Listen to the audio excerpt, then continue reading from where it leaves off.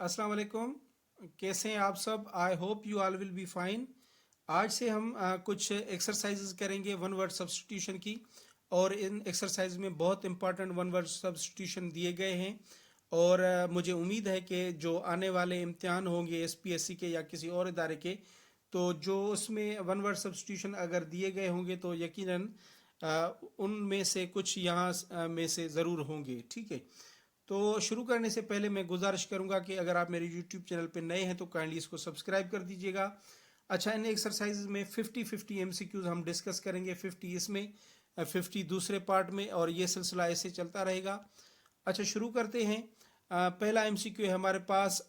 N office और post with no work but high पे।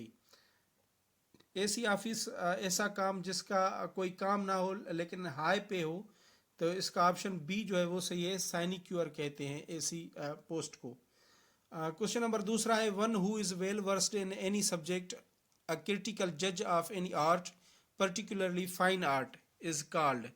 अब इसका जो करेक्ट ऑप्शन है, ऑप्शन नंबर डी है, कोनोजर। कोनोजर कहते हैं कोई जो अच्छा जज हो, जजमेंट करता हो किसी भी चीज़ में, तो उसे कोनोजर कहेंगे। क्वेश्चन नंबर 3 है, person who is indifferent to both pleasure and pain. अच्छा, ये मेरा पसंद का वर्ड है। ठीक है, इसे इसका ऑप्शन जो है ना वो स्टोइक है। इसकी दो मीनिंग है। एक तो ये है कि ऐसा बंदा जिसे ना खुशी का ना गमी का जो है ना असर हो। ठीक है, इन दोनों से इनडिफरेंट हो। और दूसरी जो, अगर आप ऑक्सफोर्ड डिक्शनरी में इसकी मीनिंग देखेंगे तो उसमें एक मीनिंग ये भी होगी कि एक ऐसा बंदा जो अंदर से टूटा हो, जिसे अंदर में बहुत सारे गम या दुख मिले हों, लेकिन वो अब बाहर से अपीयरेंस से ऐसे दिखाई दे कि उससे ज़्यादा खुश कोई बंदा है ही नहीं, तो उसे हम स्टोइक भी कहते हैं। ठीक है, क्वेश्चन नंबर 4 है, a person who is against the standard of ordinary society, specially in dressing. जो ड्रेसिंग के मुखालिफ हो, जो स्टैंडर्ड्स हैं ऑर्डिनरी सोसाइटी के, तो उसे कहा जाता है। इसका जो करेक्ट आंसर है वो है डी, बट, BUTT। ये नोट कर लें, क्वेश्चन नंबर 4 का बट। ठीक है, उसके बाद क्वेश्चन नंबर 5 है, मर्डर ऑफ अ ब्रदर। जो भाई का कत्ल करे उसे क्या कहेंगे? इसका जो करेक्ट ऑप्शन है वो फेट्रीसाइड है। अच्छा, पेट्रीसाइड फादर का मर्डर अगर अपने वालिद का करे तो वो होमोसाइड, किसी भी बंदे को मारे, मेन को। रेजिसाइड अगर किंग को मारेगा। Murder of king regicide, murder of father patricide, murder of person homicide. यहाँ पे ये फेट्रीसाइड होगा। ठीक है, क्वेश्चन नंबर 6 है, मेनिया फॉर स्टीलिंग आर्टिकल्स। ये kleptomania, option C. Question number 7, mental weariness for want of occupation. ये क्वेश्चन नंबर 7 जो है, इसका मतलब ये होता है कि जॉब या फिर कोई ऑक्यूपेशन ना होने की वजह से जो उदासी हो जाती है या फिर बेजारी हो जाती है, मेंटल बेजारी, तो उसे कहा जाता है इन्यूई। इन्यूई। ठीक है, option number B. Question number 8 है, one who loves all and sundry. जो सारों को विदाउट एनी डिस्क्रिशन जो उनसे प्यार करे तो उसे क्या कहा जाएगा? इसका ऑप्शन नंबर जो सी है वो सही है, अल्ट्रिस्ट। ठीक है, क्वेश्चन नंबर 9 है, मेनिया फॉर ट्रेवल। जैसे ट्रेवल का बहुत सारा जो है ना वो शौक हो, मेनिया हो उसका, तो उसे क्या कहा जाएगा? क्वेश्चन नंबर 9 का जो ऑप्शन है ए वो सही है, ड्रोमोमेनिया। ठीक है, question number 10, a person living permanently in a certain place. एक बंदा जो परमानेंटली किसी जगह पे रह रहा है तो उसे क्या कहेंगे? नेटिव कहेंगे, रेजिडेंट कहेंगे, डोमिसाइल, सब्जेक्ट। अच्छा, ये नोट कर रहे हैं, नेटिव जो होता है ना, जहाँ पे पैदा हो, बर्थ, उसी के लिए बर्थ आना लाजमी है। ठीक है, तो यहाँ पे नेटिव नहीं होगा, ऑप्शन सी सही होगा, डोमिसाइल। ठीक है, डोमिसाइल में परमानेंटली जो है ना वो किसी इलाके में रहेगा तो वहाँ का वो डोमिसाइल भी बनवाएगा। ठीक है, क्वेश्चन नंबर 11 है, paying back injury with injury. यानी इंतकाम लेना, के इंजरी के बदले इंजरी लेना, तो इसे क्या कहा जाएगा? क्वेश्चन नंबर 11 का ऑप्शन जो डी है वो सही है, रेप्रीसल। रेप्रीसल। ठीक है, आगे चलते हैं। उसके बाद है हमारे पास question number 12, acutely affected by external impression. अब जो ऐसा बंदा जिसे बाहर से थोड़ा भी हम टच करें तो उसे बहुत ज़्यादा लगे, मतलब वो सेंसिटिव हो, तो इसका ऑप्शन ये, इसका मतलब ये है, इसका सही ऑप्शन हो जाएगा सेंसिटिव। क्वेश्चन नंबर 13 है to slap with a flat object. Flat object के साथ किसी को मारना, स्लेप करना, तो उसे क्या कहा जाएगा? ऑप्शन बी यहाँ पे सही है, स्वाट। ठीक है। क्वेश्चन नंबर 14 है एन असेंबली ऑफ हियरर्स, ये ऑडियंस, ठीक है, ऑडियंस कहा जाएगा इसको। क्वेश्चन नंबर 15 है an associate in any office और इंस्टीट्यूट, जो किसी एक ही ऑफिस या इंस्टीट्यूट में काम करते हो वो एक दूसरे के क्या कहलाएंगे? कलीग, कंपेनियन नहीं, कलीग कहलाएंगे। अकम्प्लाइज, ये जो डी लिखा है ये तो जो जुर्म में शरीक हो किसी को, उसे कहा जाता है अकम्प्लाइज, जो हेल्प करे। क्वेश्चन नंबर 16 है one who is unrelenting and can not be moved by entreaties.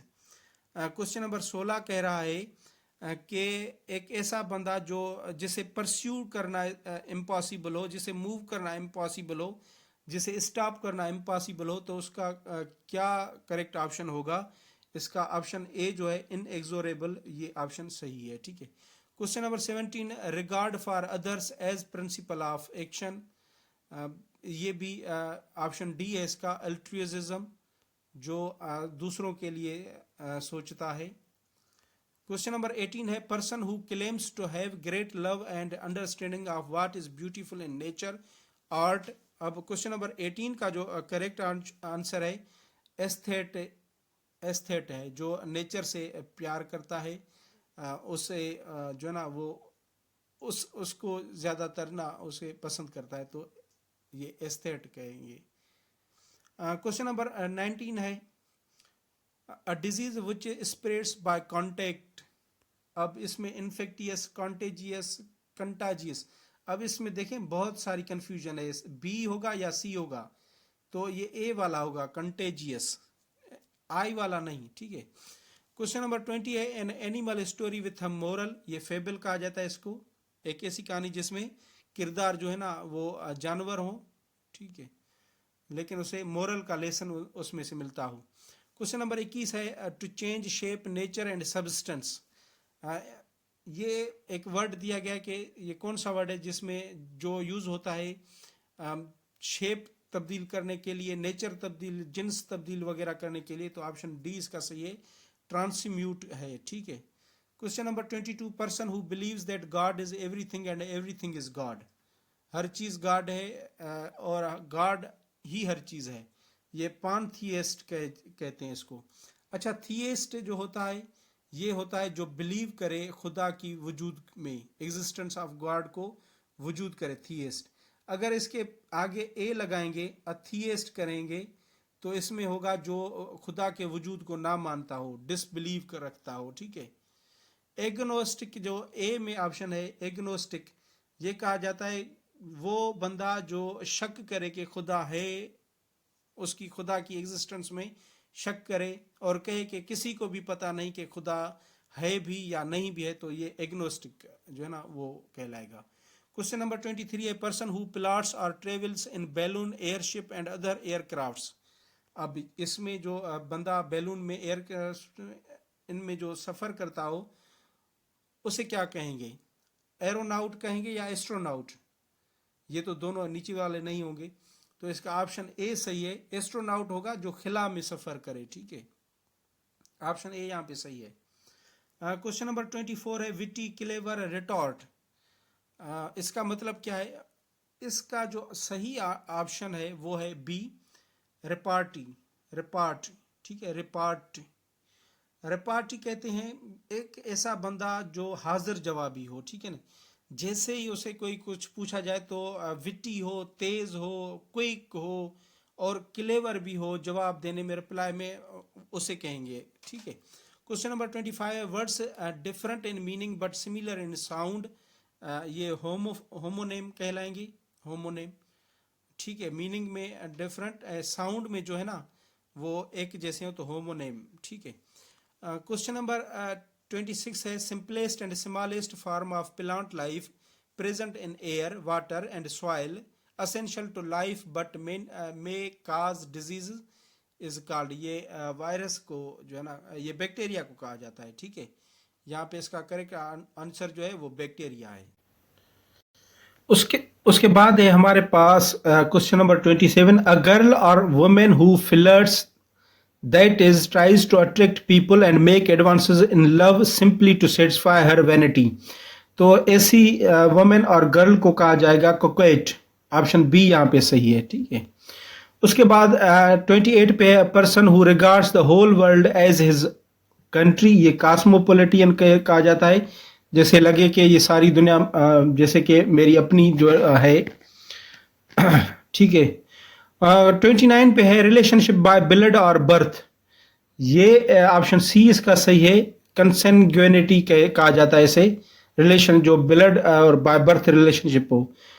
Question number 30 है, story in which ideas are symbolised as people. इस 30 का जो करेक्ट ऑप्शन है वो है एलोगोरी। एलोगोरी कहा जाता है इसे, एक ऐसी स्टोरी जिसमें लोगों को सिंबलाइज, आइडियाज को सिंबलाइज किया जाए एज अ पीपल, ठीक है।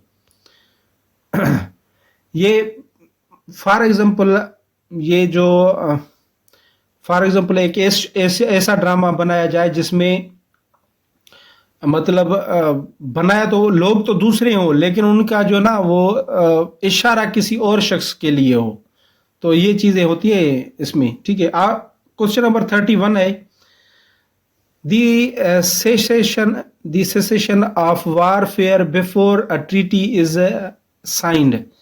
ट्रीटी साइन होने से पहले जो वारफेयर को खत्म किया जाता है उसे क्या कहेंगे? आर्मिस्टाइज कहेंगे इसको। ऑप्शन सी यहाँ पे सही है। उसके बाद क्वेश्चन नंबर 32 है, a person who makes love without serious intention, ये इसे कहा जाएगा क्वेश्चन नंबर 32 का करेक्ट आंसर जो होगा वो ऑप्शन बी होगा, फिलेंडरर। फिलेंडरर जो बंदा वोमेनाइजर हो, जो मतलब वुमेन के पीछे हो और सीरियस लव वगैरह और उसका कोई इंटेंशन नहीं हो, ठीक है, उसे कहेंगे फिलेंडरर। क्वेश्चन नंबर 33 है, अपोज टू ग्रेट और सडन चेंज, ये कंजर्वेटिव कहेंगे इसको। Question number 34, having no beginning और एंड टू इट्स एग्जिस्टेंस, किसी के वजूद की ना शुरुआत हो ना उसकी एंड हो, तो इसे इटर्नल कहा जाएगा। क्वेश्चन ऑप्शन नंबर ए सही है। क्वेश्चन नंबर 35 है, the art of cutting trees and bushes in ornament shapes, ये टॉपियारी कहेंगे इसको।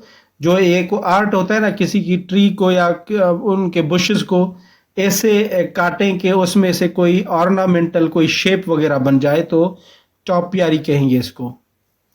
उसके बाद है हमारे पास question number 36, walking in sleep, अब इसमें ए होगा या बी होगा? होगा तो यही ऑप्शन बी यहाँ पे सही है, नींद में जो घूमना है सोमनाम्बुलिज्म कहा जाएगा। क्वेश्चन नंबर 37 है, one who can not die, immortal, जिसका कोई जो ना मर सके, जिसका एंड ना हो।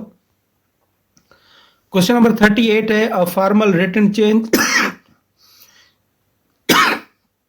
अच्छा सॉरी फॉर इनकन्वीनियंस, एक्चुअली कुछ तबीयत सही नहीं है तो इस वजह से। अच्छा, क्वेश्चन नंबर 38 हम डिस्कस कर रहे थे, a formal written change against, ये चेंज नहीं चार्ज होना चाहिए। A formal written charge against a person for some crime और ऑफेंस, ऑप्शन बी सही है, इंडिक्टमेंट कहा जाएगा इसे। 39 पे है, language difficult to understand because of bad form, ये अब डॉक्टरों वाली जो लिखाई है ना वो आ गई। जो डॉक्टर लिखते हैं ना, हमें भी समझ में नहीं आता कि क्या लिखा है, वो मेडिकल स्टोर वाले ही जानते हैं, तो ये ऐसी लैंग्वेज को कहा जाएगा जॉर्गन। क्वेश्चन नंबर 40 है, बिलीफ और opinion contrary to what is generally accepted, ये हियर से कहा जाएगा, जो जनरली एक्सेप्टेड हो उसके जो ना वो मुखालिफ हो, कंट्ररी हो, ठीक है।